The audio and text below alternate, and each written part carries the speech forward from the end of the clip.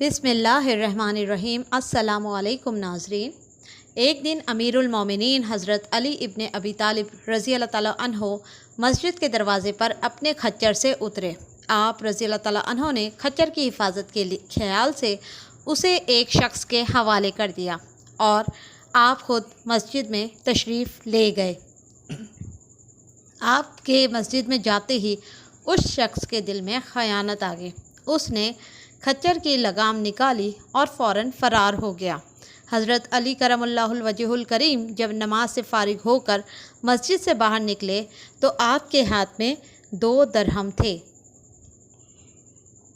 یہ درہم آپ رضی اللہ تعالیٰ عنہ نے اس شخص کو بطور ہدیہ دینا چاہتے تھے جس نے آپ رضی اللہ تعالیٰ عنہ کے کھچر کی نگرانی کی تھی، لیکن آپ نے دیکھا کہ کھچر بے لگام کھڑا ہوا ہے۔ بہرحال آپ بغیر لگام کے ہی کھچر پر سوار ہو کر گھر واپس آ گئے۔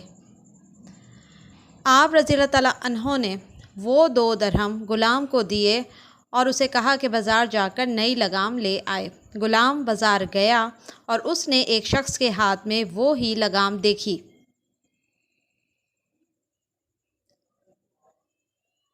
یہ پوچھنے پر معلوم ہوا کہ ایک شخص نے یہ لگام 2 درہم میں بیچی ہے۔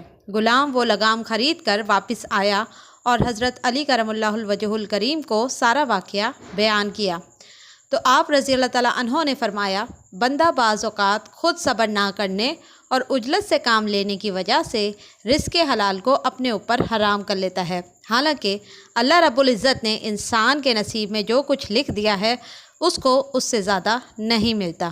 مزید واقعات اور معلوماتی ویڈیوز کے لیے سبسکرائب کیجیے انفو جسٹ انفو۔ اللہ حافظ۔